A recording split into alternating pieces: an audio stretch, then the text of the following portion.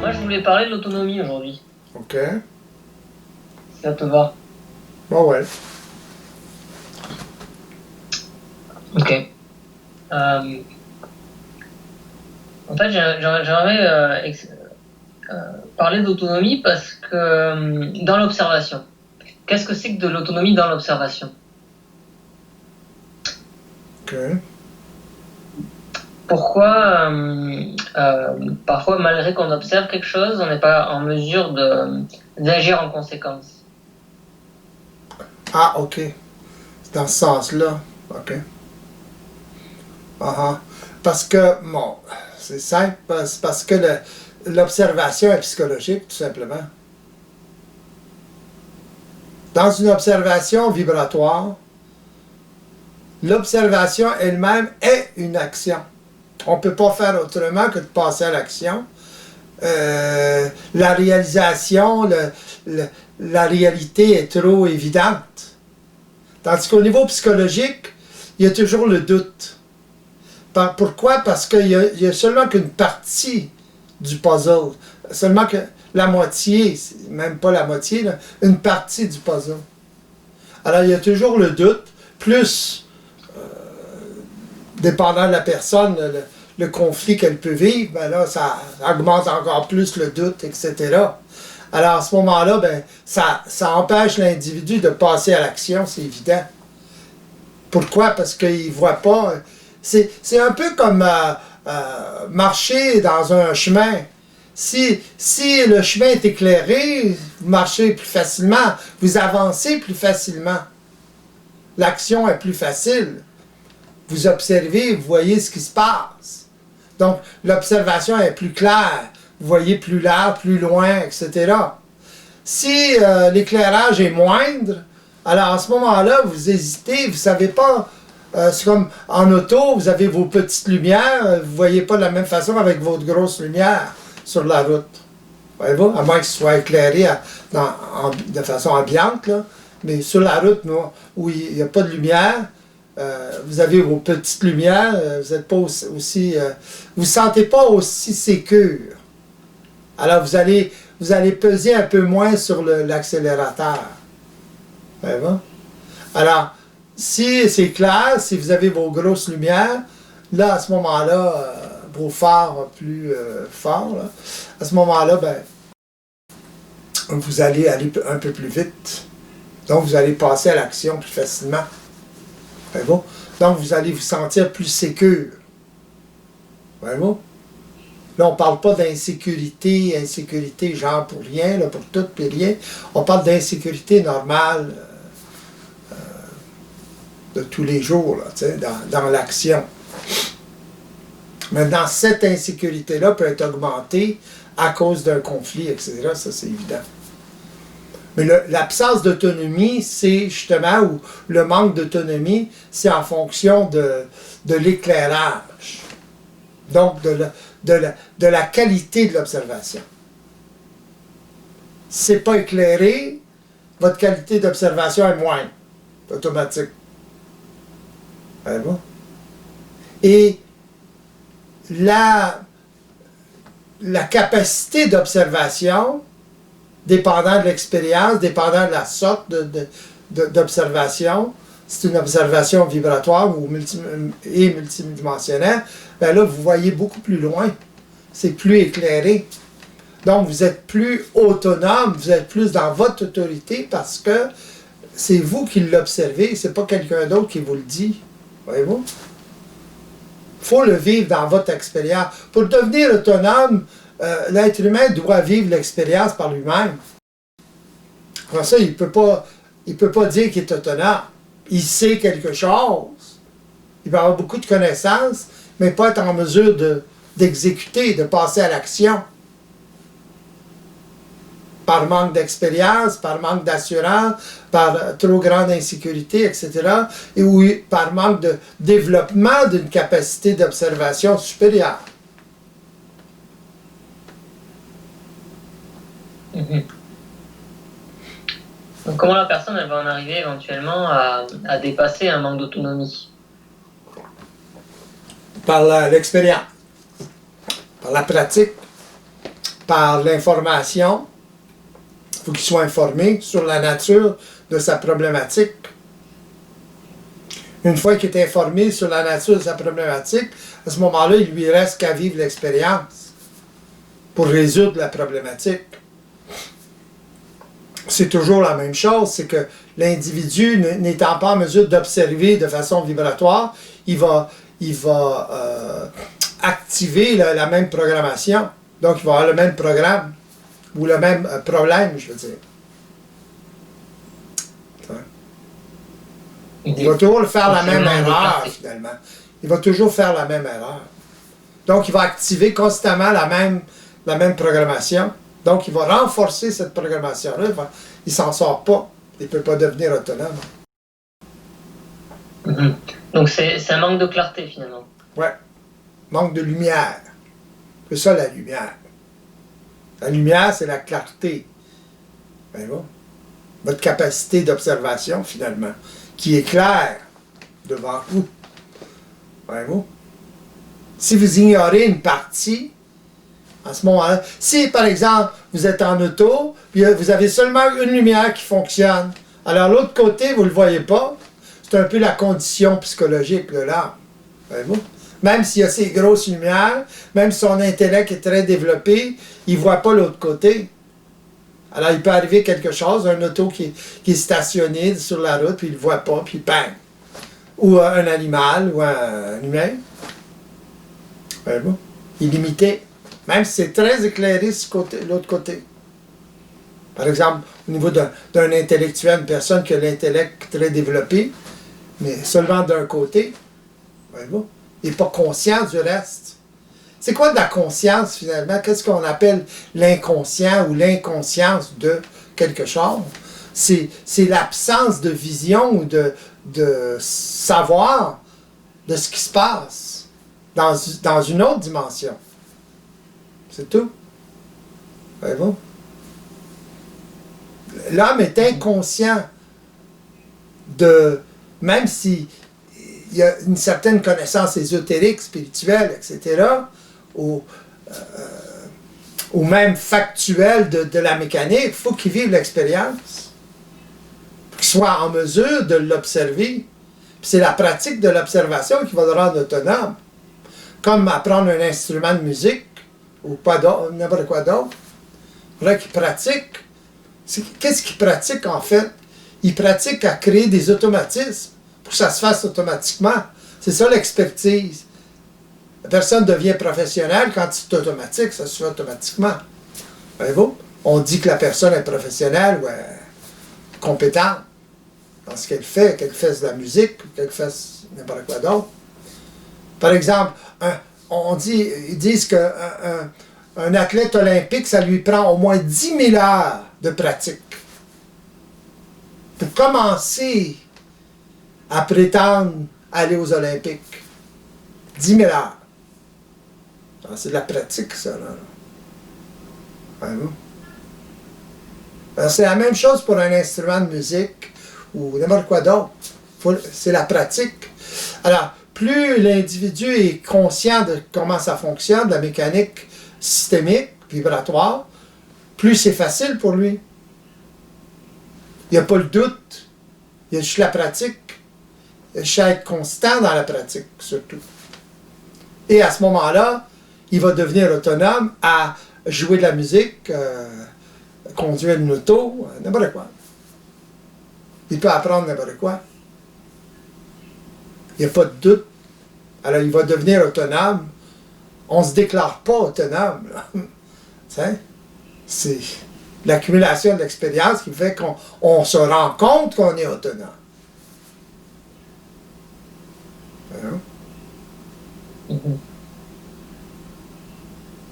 Donc finalement, le doute, c'est ce qui empêche la personne de passer à l'action. Ouais. Et le doute est créé par l'absence d'information, premièrement, et l'absence d'expérience d'un individu. Autrement dit, il n'est pas en mesure de voir la réalité à 365 degrés. Il va voir une partie seulement. Le reste, c'est caché.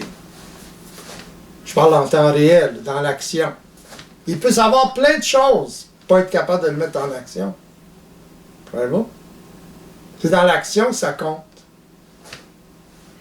Je dis toujours, une personne peut être éveillée psychologiquement, savoir avoir de l'information, etc., vivre un certain éveil à cette réalité-là, mais il n'est pas encore éveillé réellement, là, parce qu'il n'est pas dans l'action. Voyez-vous? Autrement dit, il n'est pas capable d'appliquer ce qu'il sait en temps réel. Ça vaut quoi? De la philosophie, là. Même si c'est basé sur la réalité.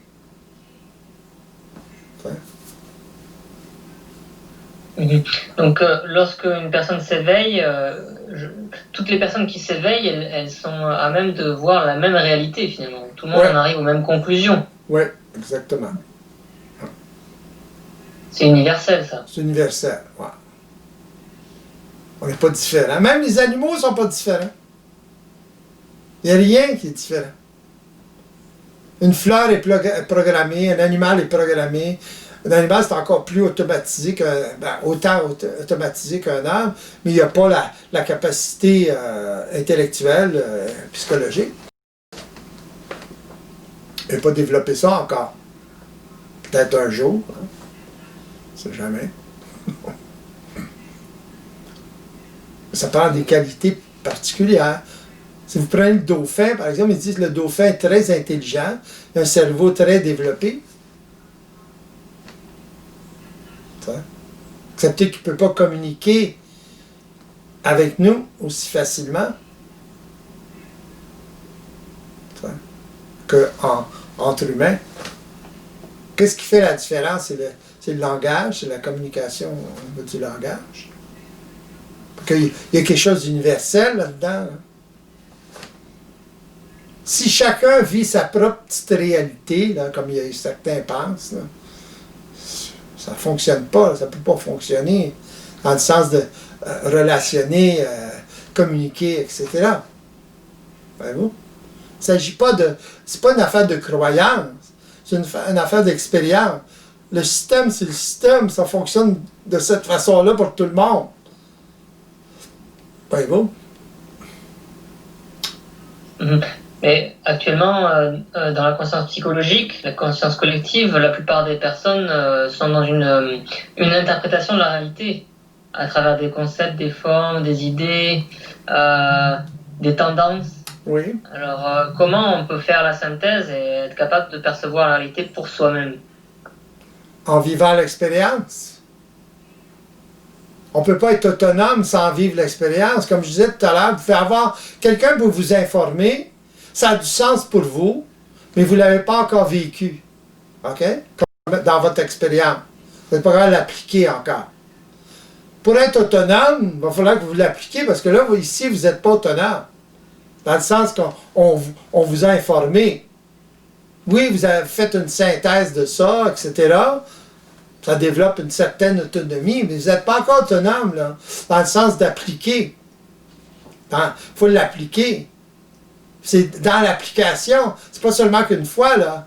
L'application va vous amener à devenir autonome, dans le sens qu'elle va développer votre capacité d'observation vibratoire. Voyez-vous? Alors, à partir de là, là, vous allez être capable d'explorer par vous-même, etc., beaucoup plus qu'avant. Vous allez être plus autonome. Pas avant. C'est l'expérience qui va vous rendre autonome. C'est pas vous qui allez décider d'être autonome. Voyez-vous? Ou je suis autonome, mais vous êtes... Tu sais.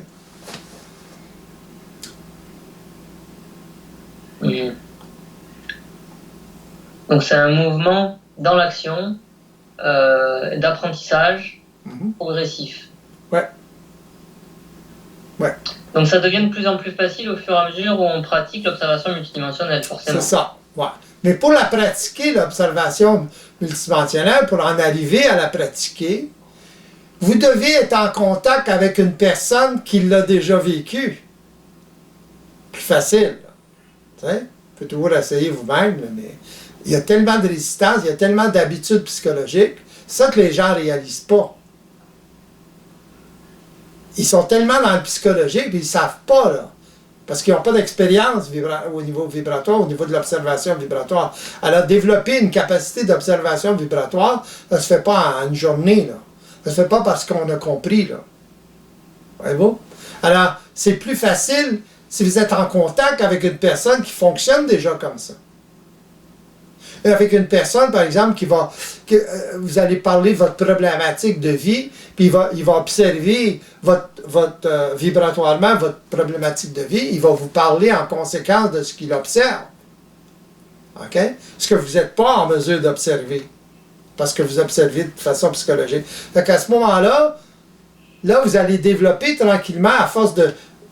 faut que ça soit constant, à force de récurrence, justement, vous allez développer, si vous êtes capable d'absorber cette réalité-là aussi, vous allez développer tranquillement, sans vous en apercevoir, là, vous allez développer une capacité, une idée, une petite idée de ce que c'est l'observation vibratoire. Et à un moment donné dans votre vie, vous allez commencer à observer de cette façon-là, à petits pas. L'autre personne va vous confirmer votre observation ou pas. Et c'est comme ça que vous allez apprendre tranquillement à observer d'une autre façon. Et surtout, à commencer à observer la résistance que vous avez à observer de cette façon-là. Voyez-vous? Parce que vous avez l'habitude d'observer de façon psychologique, vous allez toujours retourner dans le psychologique pour vous sécuriser. Voyez-vous? L'observation vibratoire multidimensionnelle va vous sécuriser ultimement. Voyez-vous? C'est la seule façon de se sécuriser.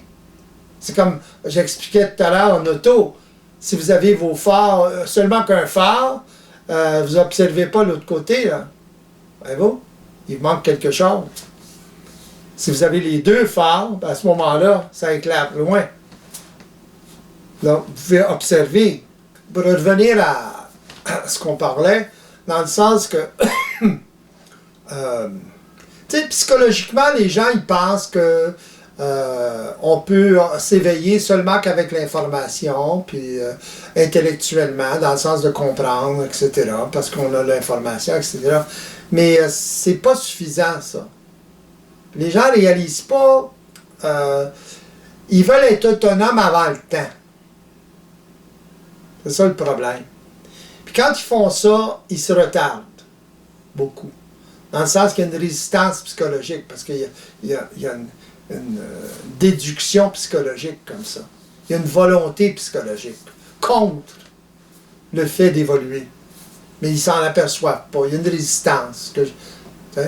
Ils retournent dans des... Autrement dit, ils croient qu'ils peuvent être intelligents seulement psychologiquement. Ils sont habitués à croire ça. Puis on ne peut pas être réellement intelligent ou se manifester de façon intelligente seulement psychologiquement. C'est pas assez. On le voit partout, là, avec la pollution, avec comment les crises se gèrent, etc. Au niveau des gouvernements, au niveau individuel aussi, etc. Le virus en est un exemple. L'incompétence des gouvernements et l'incompétence des individus. C'est surtout ça le problème avec le virus, par exemple. Hein?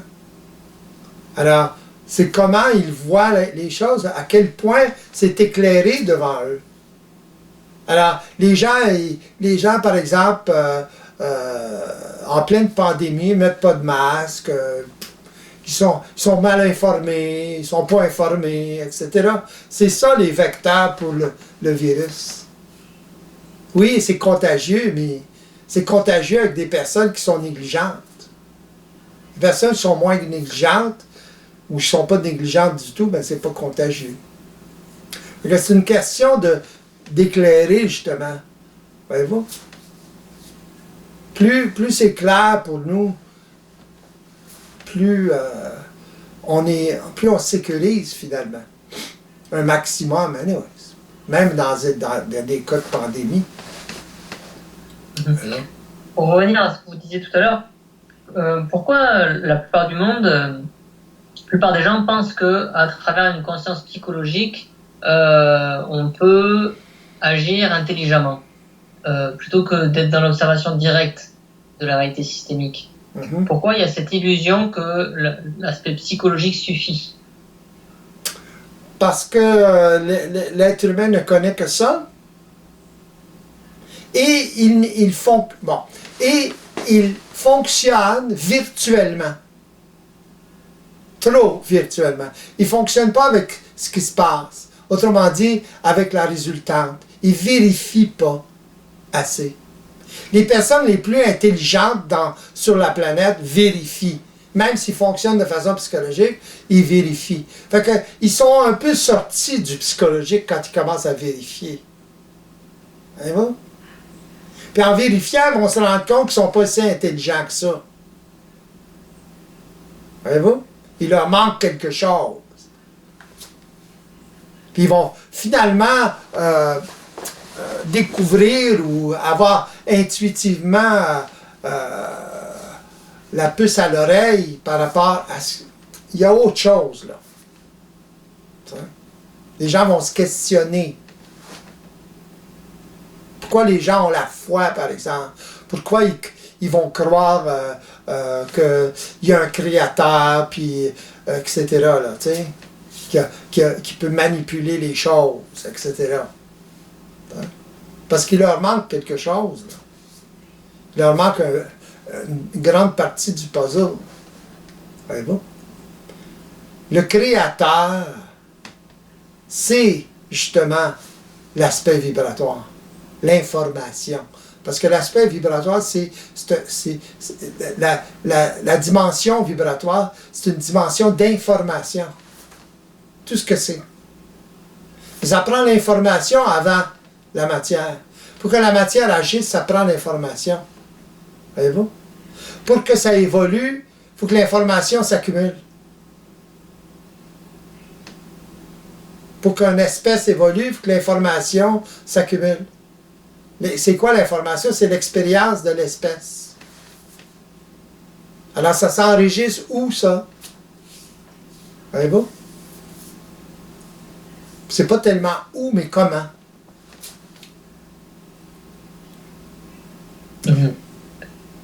Donc c'est principalement la répétition des actions qui va s'inscrire finalement.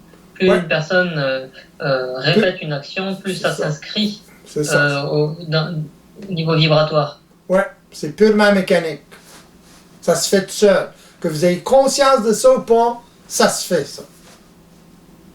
Ça agit. Automatique. Donc techniquement, si la société était plus évoluée, si la société était éveillée, elle se programmerait intelligemment de manière à ce que les futures générations bénéficient d'automatismes intelligents. Exactement. Donc, dans ce cas-là, elle passe d'un niveau de civilisation à un autre. Automatiquement. C'est ça l'homme nouveau, c'est ça l'homme de la 6e race mentale, racine, c'est l'homme passe à un autre niveau de civilisation. Et à ce moment-là, il interagit avec les hommes d'une façon totalement différente. Avec une prémisse totalement différente. Et c'est ça qui va faire de plus en plus évoluer l'homme, individuellement. Donc, est-ce qu'en d'autres termes, il va, par exemple, désactiver la violence de ses actions à la source, en lui-même, et également dans ses rapports avec les autres, parce qu'il a conscience que cette violence se répercute et se transmet. C'est ça. Qu'est-ce que c'est la violence? C'est tout simplement l'imposition d'une autorité sur l'autre. par manque de moyens autres que, tu sais, autrement dit, par manque de communication. On remplace la communication, on n'est pas capable de communiquer, donc on matraque. Tu sais? Fait que c'est un niveau de civilisation, ça. Un niveau actuel. Tu sais? Et anciennement, c'était encore pire, là, tu sais. Ouais, c'est des réactions qui sont encore assez ancrées dans l'animalité. C'est assez animal comme réaction. C'est animal. C'est une imposition comme l'animal impose par la violence, par c'est l'agression. ça, exactement. Ouais. Fait que l'homme fait la même chose. Donc, il est à un niveau de civilisation, il a un niveau de conscience qui est encore très primaire. L'homme pense que le niveau de conscience dans lequel il est, c'est le nec plus ultra. Il n'y a pas autre chose. Mais c'est loin d'être le nec plus ultra. Là. Est-ce que c'est un effort important de passer d'une conscience à une autre, ou c'est simplement que à travers l'observation, ça se fait de manière progressive et les efforts ne sont pas vraiment des efforts, c'est simplement qu'on s'ajuste au fur et à mesure où on découvre la réalité systémique? Oui, mais ça se fait à travers la souffrance. La souffrance de quoi? Le fait de souffrir de la conscience psychologique. Il faut que l'homme souffre de sa conscience psychologique, qu'il développe à travers les expériences, justement, inconscientes, qu'il développe une sensibilité à la souffrance, à cette souffrance-là, pour découvrir autre chose. T'sais? Mais tant qu'il ne souffre pas suffisamment, tant qu'il n'est pas suffisamment sensible à la souffrance, il ne peut pas évoluer. Il évolue très lentement. Plus une personne est sensible à la souffrance, plus il est vigilant, plus il développe son intelligence à survivre, à bien vivre, bien survivre. Donc c'est cette souffrance-là qui amène de l'intelligence finalement, puisque ça pousse à observer. Ça pousse l'individu à observer ou à se rendre compte qu'il manque quelque chose. Seulement savoir qu'il nous manque quelque chose, c'est beaucoup, là. T'sais? Et faire des recherches en conséquence. T'sais? Être capable d'accepter la réalité, c'est pas évident, là. Moi, quand je parle, pensez-vous que des gens qui sont spirituels, pensez-vous que ça leur plaît, ce que je dis, là? Pas du tout. Ils veulent entendre autre chose. Voyez-vous? Quelqu'un qui est imbu d'ésotérisme, il veut entendre l'ésotérisme. Le jargon ésotérique. Mais quand on leur parle différemment, là, ah non, on parle la même chose finalement. D'une façon plus éclairée, mais ah non, ils restent pris dans leur forme ésotérique, dans la vibration ésotérique, dans la vibration spirituelle. Il faut qu'il y ait quelque chose, pour eux autres, c'est ça la vibration. Ouais, je comprends, c'est une vibration, mais c'est une vibration différente, qui est teintée par le psychologique, justement. Voyez-vous? C'est trop polarisé. Voyez-vous? Oui, difficile d'entendre l'heure juste, ah ben oui, capter le réel. C'est pas si simple, parce qu'il y a beaucoup de croyances collectives qui vont totalement à l'encontre de cette heure juste. Oui, mais quand un individu entre en contact avec un autre individu qui parle cette réalité-là, il y a une résonance. Là. Tout le monde a cette chose-là, tout le monde a cette capacité-là, mais ils vont être plus ou moins, ça va être plus ou moins filtré par leur spiritualité ou leur intellect ou whatever. Voyez-vous? Fait que, mais tout le monde, à la base, a cette capacité-là de résonance avec ça. Il y en a qui ne sont pas prêts parce que, tout simplement, ils ne sont pas suffisamment évolués. Ils n'ont pas assez souffert encore. Simplement. Voyez-vous? Ils se complaisent dans de la spiritualité ou whatever. Tant qu'ils n'ont pas assez souffert, puis à un moment donné, c'est le mur de briques Et là, oups, ça change. Ça change de perspective. Où ils ont fait le tour du jardin, là, pour se rendre compte que ça finit jamais, là. Il manque quelque chose. C'est pas que c'est pas que c'est rapide, mais ça prend du temps aussi, développer une capacité d'observation vibratoire, mais et se libérer et s'éveiller. Mais au moins, il y a une progression là, dans ça. Et il y a de plus en plus de clarté, de plus en plus d'autonomie. Oui. Donc le chemin à suivre, une fois qu'on commence le processus, c'est de suivre le chemin de l'absence de souffrance, finalement. Moins on souffre, plus on sait qu'on avance dans la bonne direction. C'est ça. Ouais. Plus l'individu solutionne sa souffrance, autrement dit, on arrive à voir ou à observer ce qui le fait souffrir, pourquoi il souffre. C'est toujours la même chose de toute façon. L'homme s'attache aux formes, à la forme. Trop. S'attache aux événements, aux justifications, etc. C'est ça les formes. Puis il vit des émotions. Donc il vit de la souffrance. Il peut vivre des émotions positives comme des émotions négatives. Mais il ne réalise pas que quand il vit trop d'émotions positives, à ce moment-là, il s'ouvre à l'émotion négative. C'est ça qu'il ne sait pas. Donc, il recherche les émotions positives, mais il se tend un piège pour les émotions négatives. Pardon? Je vais dire, une personne qui vous écoute, elle va avoir du mal à accepter le fait qu'on puisse vivre sans émotion. Pour une personne lambda, vivre sans émotion, c'est être insensible. Ouais, mais c'est pas tout à fait ça, là. C'est que faut faire la différence à ce moment-là entre l'émotion et la mise en vibration. On vibre pareil. On est mis en vibration pareil par les programmes. On a une plus grande sensibilité encore. Mais on ne tombe pas dans le piège de l'émotion. C'est la différence. Pour tomber dans le piège de l'émotion, vous tombez dans le piège de la forme. Autrement dit, on s'attache aux formes. On s'attache à la raison. Voyez-vous? À ce moment-là, vous souffrez. Vous souffrez de l'émotion qui vient avec.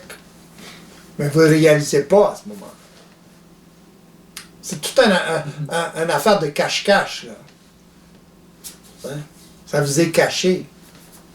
Tant qu'on vous le dévoile pas. Pardon? Oui. Je vais dire, la problématique avec les justifications, c'est qu'elles font partie de notre conscience actuelle. C'est ce qui a développé notre conscience. Et votre capacité d'agir. Vous n'agissez qu'à travers votre justification ou vos bonnes raisons d'agir. Si vous n'avez pas des bonnes raisons d'agir, vous n'agirez pas. Et comment se fait une dissociation entre l'ancienne conscience, les anciennes bonnes raisons, bonnes justifications, et la présence? Ouais, mais ça ne se fait pas comme vous pensez, là. Ça ne se fait pas de façon psychologique, par déduction. Voyez-vous? Ça se fait par expérience. Autrement dit, il faut vivre l'expérience de développer ou le contact avec une personne qui fonctionne de cette façon-là, qui observe de cette façon-là, et l'expérience que vous allez avoir avec cette personne-là, ça va développer votre capacité d'observation vibratoire, et là, il va se passer quelque chose. Donc c'est des prises de conscience individuelles, en fait. Pardon? C'est des prises de conscience individuelles. Ouais. Si vous êtes capable de suivre une personne qui parle, qui observe de façon vibratoire, qui observe vos problématiques de façon vibratoire, à ce moment-là, vous allez développer cette capacité d'observation-là. Donc, c'est purement dans l'expérience, pas une affaire de déduction. Voyez-vous? Vous ne pouvez pas déduire quelque chose du genre. Ça ne se déduit pas. Vous n'avez aucune idée qu'est-ce que c'est, tant que vous ne le vivez pas. Voyez-vous? Alors, Essayez de comprendre ça puis de détruire ça. Vous allez vous retarder à vivre l'expérience parce que pendant que vous vivez l'expérience, vous allez penser comme ça. Vous allez essayer de comprendre de cette façon-là. Ça ne marche pas. Là, vous mettez les bâtons dans les roues dans votre expérience. Voyez-vous comment ça marche? Quand vous essayez de trop comprendre, dans n'importe quoi, vous apprenez un instrument de musique, si vous essayez trop de comprendre, vous vous bloquez, vous vous empêchez de vivre l'expérience vibratoire, de vous laisser aller dans l'instrument pour faire les erreurs, justement, puis corriger les erreurs, puis tout se faire. Autrement dit, vous empêchez les automatismes de se créer. C'est ça que vous faites quand vous faites ça. Fait que plus une personne désire, par exemple, au niveau psychologique, désire développer ou apprendre un instrument de musique, par exemple, bon ben plus elle va se laisser aller dedans. Elle va jouer, va apprendre un peu de technique, et là, elle va se laisser aller dedans. Mais c'est quand elle se laisse aller que les automatismes se développent. Pas seulement quand elle développe le côté technique seulement. Même le côté technique, à force de regarder le côté technique et de développer le côté technique, ça s'enregistre vibratoirement. Donc, il faut qu'il y ait une constance à le faire. C'est toujours, ça revient tout le temps à la constance et à la répétition de l'expérience. Tout le temps. L'évolution, c'est ça. Pendant des millions d'années, les espèces sont développées, ça a pris du temps. Voyez-vous? Parce qu'il n'y avait pas de conscience de rien. Là. Même l'homme n'a pas conscience de ça. Il évolue tranquillement, pas vite. Lorsque l'homme commence à s'éveiller, il évolue extrêmement rapidement. Dans une vie, il peut évoluer pour 1000 ans d'évolution de l'homme inconscient et plus. Voyez-vous? Donc ça fait faire des bons en avant. Ah oui, c'est évident. On passe à autre chose. On tourne une page. On passe à un autre niveau d'évolution. À un autre niveau de civilisation. L'homme se croit civilisé. Là. Imaginez. Il est loin d'être civilisé. Il commence. Civilisé à travers une conscience assez animalisée. Ouais, c'est ça. Une conscience limitée, involutive. Il tourne en rond. Il ne peut pas s'en sortir. Que ça en prend des personnes là-dedans là, qui finissent par être suffisamment évoluées pour commencer à s'en sortir, qui commencent à parler, qui commencent à diffuser cette réalité-là pour que d'autres clenchent là-dessus puis commencent à évoluer aussi. Ou à complètement sortir, se libérer. Donc c'est une question de qualité de l'expérience? Ouais. Qualité d'expérience? Oui. Et de qualité d'expérience de sa propre vie, là, dans sa propre vie, et dans la vie des personnes qui sont arrivées avant lui, ses parents, ses grands-parents, etc., sa lignée, quoi. L'expérience qui a été vécue là, dans sa lignée, qui est transmise de génération en génération. C'est ça qui se réincarne, c'est la mémoire qui se réincarne. Les gens ont l'impression que c'est eux qui se réincarnent. Pourquoi ils ont l'impression que c'est eux qui se réincarnent? Parce qu'ils sont identifiés à leur personnalité. C'est pas nous, en tant qu'égaux, en tant que personnalité, qui s'incarnent, qui se réincarnent. C'est la mémoire qui se réincarne tout le temps. Voyez-vous? Sans cela, l'homme ne serait pas arrivé au niveau d'évolution où il est. Qu'est-ce qui crée cette réincarnation-là de la mémoire? Le contact entre les individus, le contact entre les parents et les enfants, le contact entre les individus aussi. Voyez-vous? Qu'est-ce que ça fait quand vous parlez à une personne qui est éveillée? Vous vous incarnez encore plus. Autrement dit, l'esprit, la vie s'incarne encore plus en vous. Voyez-vous? Vous êtes plus incarné dans le sens que vous pouvez plus mettre en action votre conscience, ce que vous savez, ce que vous vivez, etc. Vous êtes capable de l'appliquer. Donc c'est une question que la conscience s'ajuste à son système. Ouais. Que l'esprit, si on veut parler de même, là, que l'esprit ou la personne, c'est la même chose pour moi, là, l'esprit s'incarne dans la matière encore plus. L'esprit n'est pas incarné tant que ça dans la matière. L'esprit de l'homme n'est pas si incarné que ça. On a juste à voir la stupidité de l'homme pour le voir. Hein? Voyez-vous ce que je veux dire? Donc de l'esprit, c'est de l'intelligence? De l'esprit, c'est la vie, c'est la conscience, c'est tout, c'est le système en fonction. C'est ça de l'esprit. C'est la connexion avec le système. Nous, on a la capacité de conscience. Bon, ben, plus on est connecté avec le système, plus on manifeste le système, plus on est connecté, plus on est dans l'intelligence du système. Donc, plus on est dans notre intelligence. Voyez-vous? C'est une question d'observation, justement, de capacité d'observation, de qualité d'observation. C'est ça qui fait que la personne s'incarne de plus en plus. Voyez-vous? Donc, se manifeste de plus en plus. C'est ça l'éveil. C'est la personne qui doit se manifester. La personnalité, c'est quoi?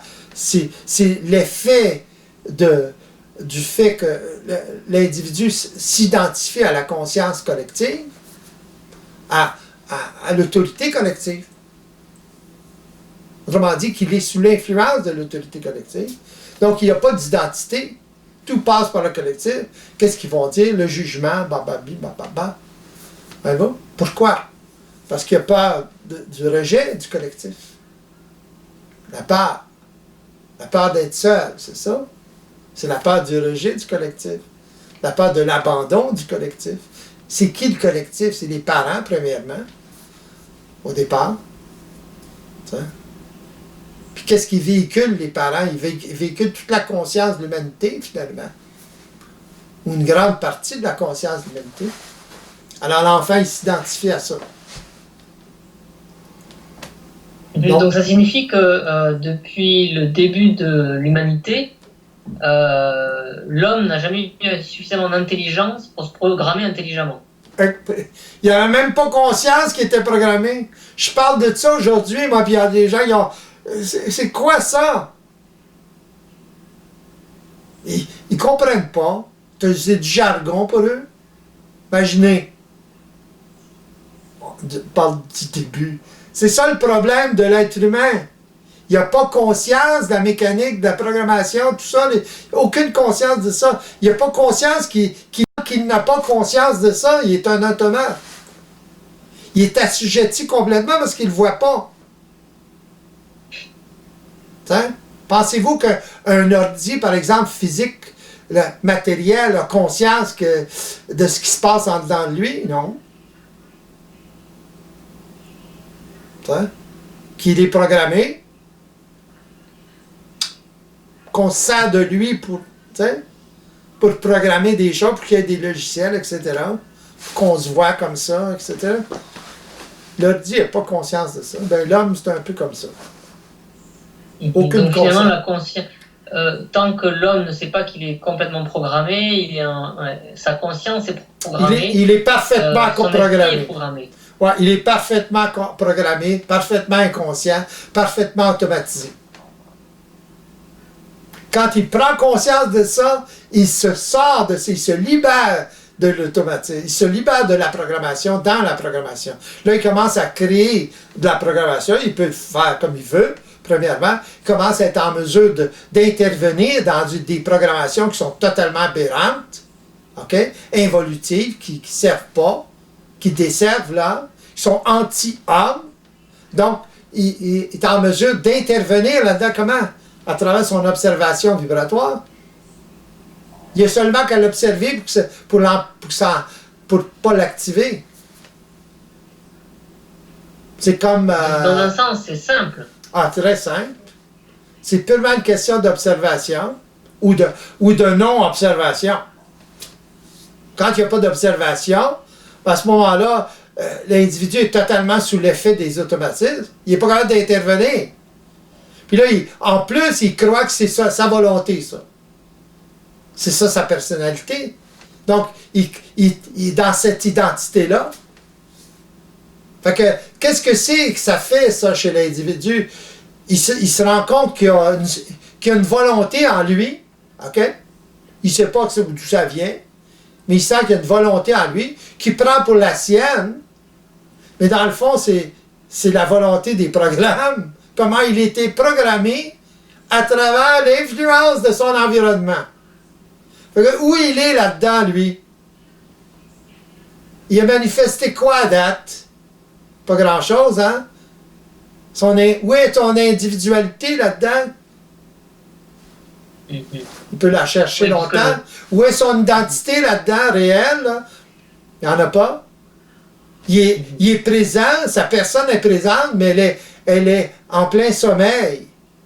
Elle se manifeste, mais sans avoir conscience réellement de sa manifestation. Et sans savoir ce qui se passe. D'autant plus que les réactions à l'environnement sont automatisées, sont parfaitement mécaniques.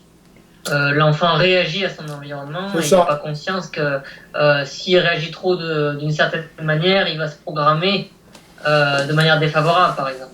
Il ne sait pas. Les parents ne savent pas non plus. La société ne sait pas non plus. Imaginez, dans le noir, totalement. C'est comme conduire une auto dans le noir, en pleine campagne, là, puis essayer de garder la route. Good luck. Bonne chance. C'est ça, là. T'sais? Malgré tout ce qu'il fait, là, des technologiques, c'est bien beau, ça, là. Mais ici, qu'est-ce qu'il fait ici, là? Pas très exploré, son psychisme. T'sais? Il essaie d'explorer ça, mais aujourd'hui, il essaie d'explorer ça toujours avec le prémisse de réductionniste.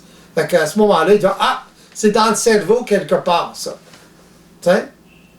Comme si la mémoire s'emmagasinait dans le cerveau, t'sais? Physiquement.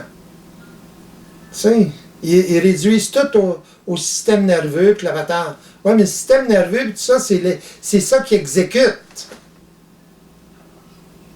Qui exécute quoi? La programmation. Tout est programmé. C'est où ça? Ça emmagasine où cette information-là? C'est pas physique. Voyez-vous comment les gens, les scientifiques qui sont tellement pognés psychologiquement, sont tellement pognés dans la forme, il faut qu'il y ait une autre forme. Réduis-les là, au maximum, mais il faut qu'il y ait une autre forme. Ils comprennent que par la forme. Ils ne sont pas capables de s'imaginer autre chose. La physique quantique commence à peut-être s'imaginer autre chose. Ils sont obligés, là, sont forcés. Puis il y a beaucoup de scientifiques qui saisissent qu'est-ce que c'est, ça, la physique quantique. T'sais? Et qui peuvent l'expliquer comme du monde. Là, fait que... Récemment, les scientifiques ont mis une hypothèse en place disant que l'univers physique observable représentait simplement 5% de la masse totale de l'univers. En d'autres termes, l'aspect vibratoire représente 95% de l'univers. Exact. Parce que l'information, elle est emmagasinée entre les atomes, entre les particules. Il y a beaucoup d'espace là-dedans. L'information est là. Il y a plus d'information qu'il y a de matière. Donc, est-ce qu'on pourrait dire que l'homme a une conscience limitée à la mesure des formes observables, principalement? Ouais. Parce qu'il se focalise sur les formes et il est incapable de percevoir le fait qu'il y a un aspect vibratoire qui a aussi de l'influence. C'est ça. Qui n'a pas de forme comme telle. On n'est pas obligé de créer des formes pour l'expliquer. Mais premièrement, il faut voir la résultante. Il faut voir l'effet de ça. On ne peut pas voir ça. On voit l'effet de ça. Bon? Mais il faut être en mesure de l'observer, l'effet de cette mécanique-là. Bon? Pour la voir, finalement. C'est ça qu'ils appellent l'invisible. Mais il faut être en mesure d'observer la manifestation de l'invisible. Mais ça devient très visible une fois qu'on a les yeux pour voir, les oreilles pour entendre, puis la capacité qui nous donne la capacité d'observation multidimensionnelle ou vibratoire. Ça devient très clair. Ça devient évident. Des connexions, etc. C'est une logique vibratoire. On comprend la mécanique. On se sert de la même capacité intellectuelle, mais d'une façon différente. On éclaire différemment. C'est ça le tour de force. Se sevrer de la conscience psychologique pour, justement, et en même temps développer une conscience vibratoire. Le développement de la conscience vibratoire fait que vous allez vous sevrer, permet le sevrage. Mais il peut y avoir une résistance. Dépendant de l'individu, il peut y avoir une résistance. Il y a toujours une certaine résistance. Parce que l'individu est habitué à régler les problèmes, à trouver des solutions de façon psychologique, qui sont toujours partielles, qui ne sont pas universelles. C'est ça l'affaire.